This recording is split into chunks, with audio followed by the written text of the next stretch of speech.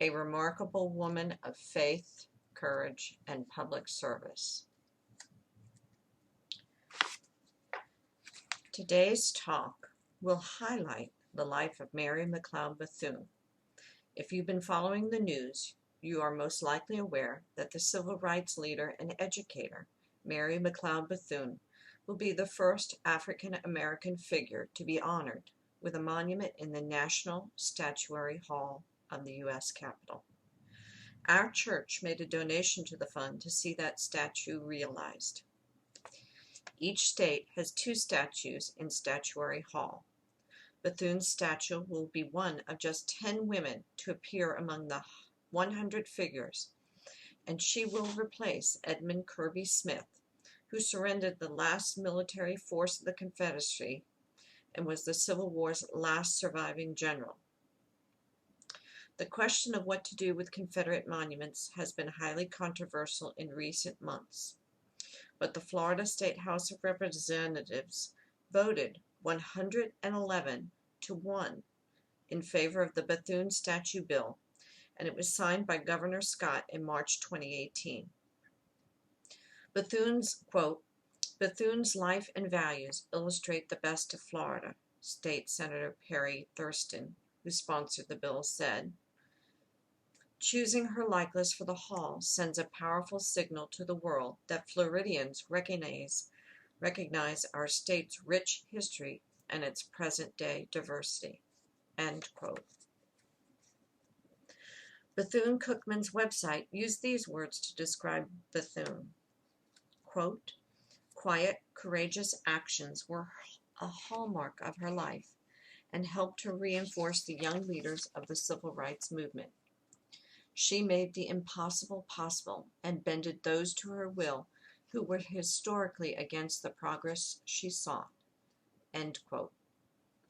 Bethune battled racism and sexism of the early 1900s to become a civil rights activist and suffragist, advisor to presidents, founder of Bethune-Cookman College, and so much more.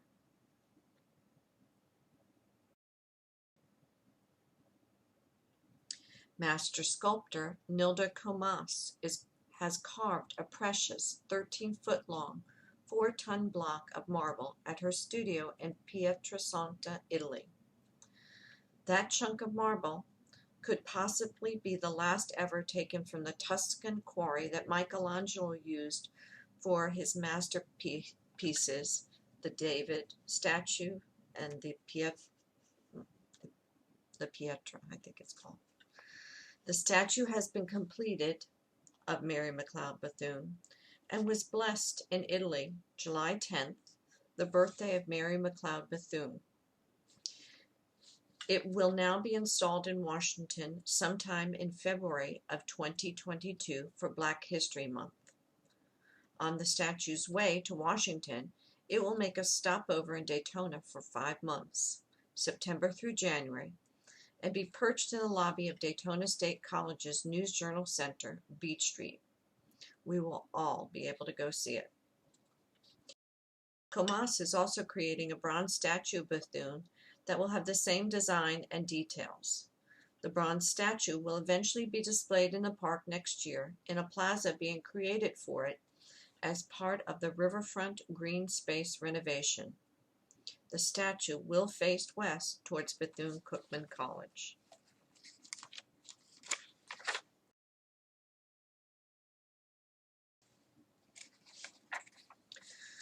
Bethune's ties to Daytona Beach run deep. She lived in Daytona Beach from 1905 until her death in 1955. Bethune-Cookman College, which she founded, is located here in Daytona Beach.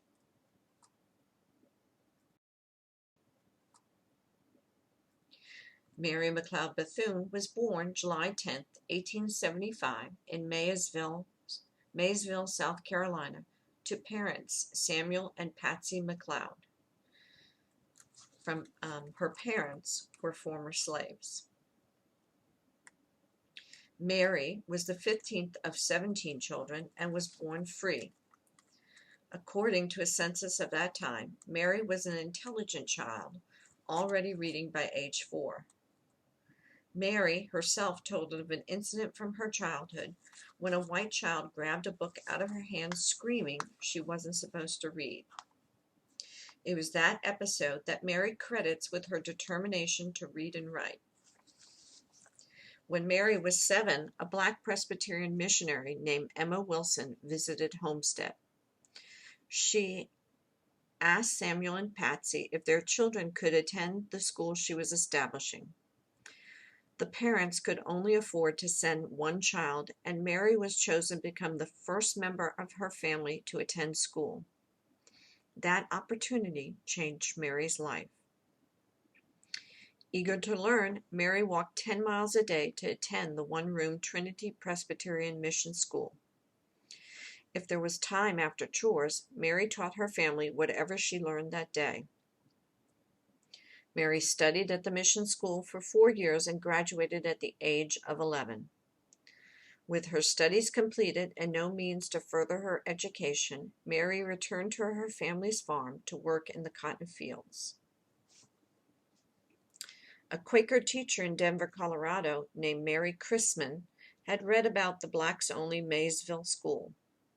As a sponsor of the Northern Presbyterian Church's project to educate formerly enslaved children, Chrisman offered to pay tuition for one student to receive a higher education, and Mary was chosen.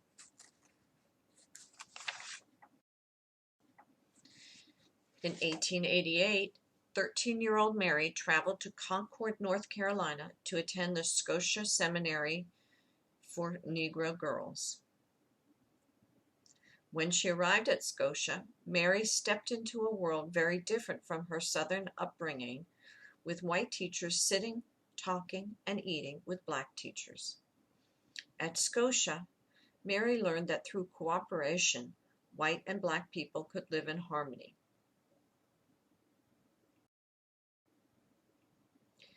In 1890, the 15-year-old Mary McLeod completed the normal and scientific course, which certified her to teach. However, the course was the equivalent of today's associate degree, and Mary wanted more education. She graduated from Scotia Seminary in 1894. Mary then headed to the Moody Bible Institute in Chicago, Illinois, with a scholarship, again thanks to Mary Chrisman. Mary McLeod took courses that would help her qualify for missionary work in Africa. She also worked in Chicago's slums, feeding the hungry, assisting the homeless, and visiting prisons.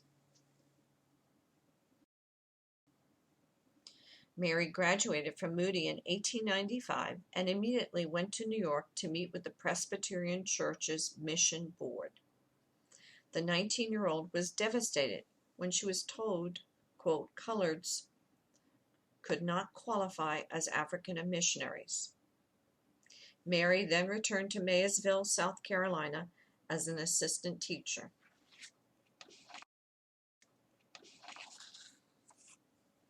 In 1896, she moved to Augusta, Georgia for a teaching position, and then in 1898, she was sent by the Presbyterian Board to Sumpton, Carolina's Kindle Institute, where she met her husband, Albertus Bethune. They were married in May 1898 and moved to Savannah, Georgia. She taught until the birth of their son, Albertus McLeod Bethune, Jr., in February 1899. Later that year, Mary was offered and accepted a mission school teaching position in Palatka, Florida. The family lived there for 5 years, and Mary began selling insurance policies for Afro-American life. She would later go on to found Tampa Central Life Insurance in 1923, becoming the company's CEO in 1952. As a side note, her reasoning for this is best explained in her own words. Quote, as long as Negroes are hemmed into racial blocks by prejudice and pressure, it will be necessary for them to band together for economic betterment. Negro banks, insurance companies, and other businesses are examples of successful racial economic enterprises. These institutions were made possible by vision and mutual aid." End quote. In Palatka, Mary ran the mission school and began an outreach to prisoners. The Bethunes later moved from Palatka to Daytona because it had more economic opportunity with the arrival of the railroad. Daytona had become a popular tourist destination and businesses there were thriving. Hundreds of African Americans came looking for work in Daytona Beach, and Mary saw a need to teach their children. So she established a school for African American girls. It opened on October 4, 1904, as the Daytona Educational and Industrial Institute for Negro Girls. Mary was just 29 years old and began the school with only $1.50 and 5 8 to 12-year-old girls, and of course her son.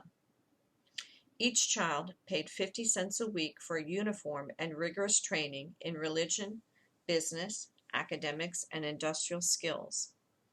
In the early days, the students made ink for pens from elderberry juice and pencils from burned wood. They asked local businesses for furniture. The school received donations of money, equipment, and labor from the local black churches. Within a year, Bethune was teaching more than 30 girls at the school.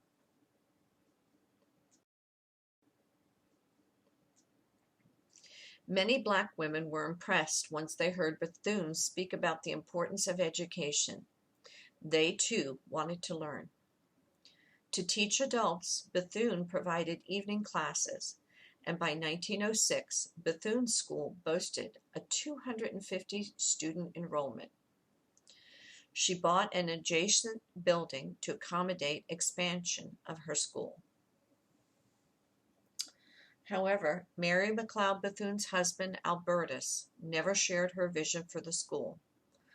The two could not reconcile on this point, and in 1907, Albertus returned to South Carolina, where he died in 1919 of tuberculosis. They were never divorced. People were often moved to give because of Bethune's powerful speaking and passion for black education. She convinced James Gamble of the Procter & Gamble Company to contribute to her school. He paid for a brick building to be built, and in 1907, Mary moved her school to the 4-story building she named Faith Hall. As a side note, James Gamble served as the chairman of her school's Board of Trustees until his death. Over the years, Mary courted the Ladies' Palmetto Club, James White of White Sewing Machines, the Vanderbilts, Andrew Carnegie, and John D. Rockefeller, to name a few. She even went door to door selling sweet potato pies. The overcrowded school kept growing. In 1923, Bethune decided to merge the school with the Cookman Institute for Men in Jacksonville, Florida, which doubled student enrollment to 600. The school became the Bethune-Cookman College in 1929, and Bethune served until 1942 as the first black female college president. Bethune maintained high standards and promoted the school with tourists and donors to demonstrate what educated African Americans could do.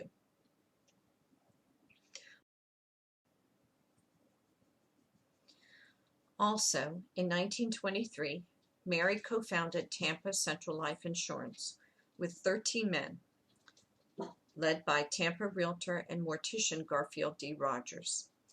They offered Bethune the opportunity to join them in the insurance business. Bethune later became the company's CEO in 1952. Bethune held stock in the Afro-American Life Insurance Company of Jacksonville and in the Pittsburgh Courier newspaper as well. She held a 1/4 interest in the Welricka Motel, a resort purchased in 1943 to provide recreational facilities for black Daytonians.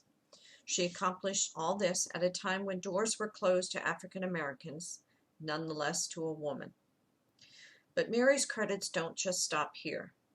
She was not just an educator, a public figure, and a businesswoman.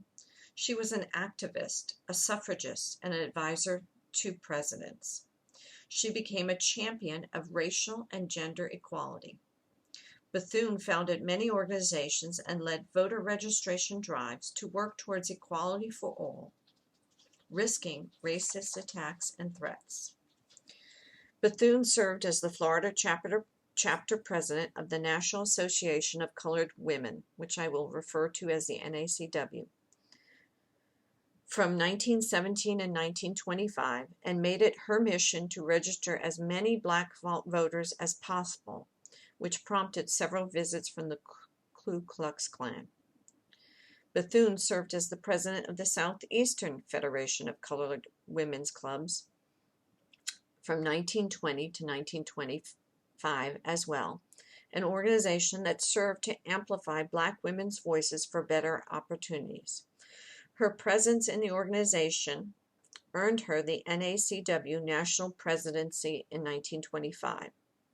During her tenure as the NACW president, she helped to establish it as the first black-controlled organization represented in Washington, D.C. In 1935, Bethune established the National Council of Negro Women to combat the racial segregation and discrimination she saw. She brought together 28 different organizations to form a council to facilitate the improvement of the quality of life for women and their communities. Bethune, speaking about the organization, said, quote, "It is our pledge to make a lasting contribution to all that is finest and best in America, to cherish and enrich her heritage of freedom and progress by working for the integration of all her people, regardless of race, creed, or national origin, into her spiritual, social, cultural, civic, and economic life, and thus aid her to achieve the glorious destiny of a true and unfettered democracy." End quote. It is in her role as activist that Mary McLeod Bethune first met Eleanor Roosevelt. In 1927, Eleanor Roosevelt invited Bethune to a meeting of the leaders of the nation's most prominent women's groups. Roosevelt was appalled when all white attendees refused to sit with Bethune, the sole black guest. Eleanor and Mary forged a fast bond that day, and informed in part by their mutual belief in the power of education. If you didn't know, Eleanor Roosevelt had co-founded a college prep school for girls, where she remained a teacher until her husband became president. Bethune soon became a trusted advisor to Eleanor Roosevelt, opening her eyes to the continued struggles of Black Americans.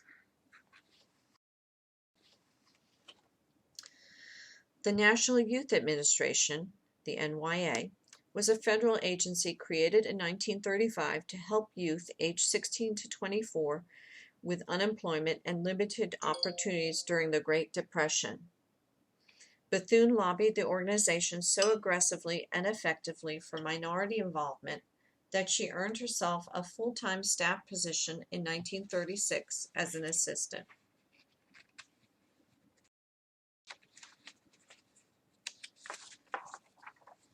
Within 2 years, in 1938, Franklin Delano Roosevelt appointed her director of the NYA, Division of Negro Affairs, where she remained until 1944. She was also a leader of FDR's unofficial, quote, Black Cabinet, end quote. In 1937, Bethune organized a conference on the problems of the Negro and Negro youth and fought to end discrimination and lynching. In 1940, she became vice president of the National Association for the Advancement of Colored Persons, the NAACP, a position she held for the rest of her life. As a member of the NAACP advisory board, she helped to create the Women's Auxiliary Army Corps in 1942. Bethune ensured it was racially integrated. The Army told the NAACP that only 10.6% of the Women's Auxiliary Army Corps officers and enlisted women would be black, the approximate percentage of African Americans in the U.S. population at the time. Mary McLeod Bethune recruited women, African American women, along with the NAACP, with the message that military service was a way to serve one country and further the fight for equality.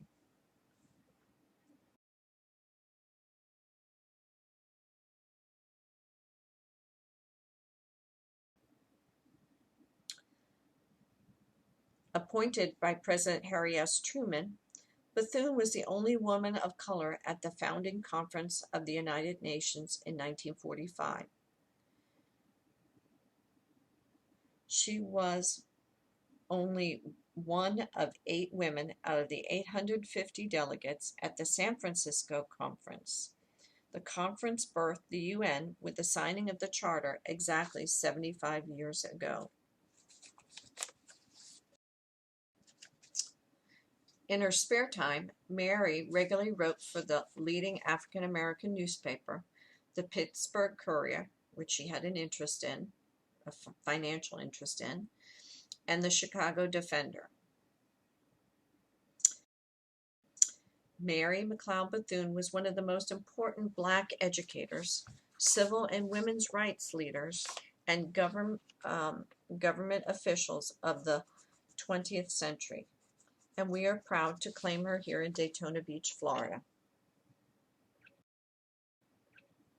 Her life was celebrated with a memorial statue in Washington, D.C. in 1974,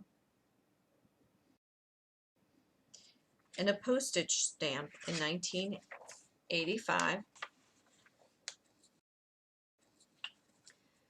and her final residence in Washington, D.C., the Mary McLeod Bethune Council House, was made a National Historic Site, which was the first national headquarters of the NCNW and her final residence in the nation's capital. And now she will be memorialized with a marble statue in the National Statuary Hall in Washington, D.C. in February, and a bronze statue in our own Daytona Beach Riverfront Park. Mary McLeod Bethune faced down illiteracy. She battled against sexism. She fought racism. She raised her son as a single woman. And she built a legacy for generations to benefit. Her school that she founded more than 100 years ago still stands as one of the most prominently historically black colleges and universities in the nation.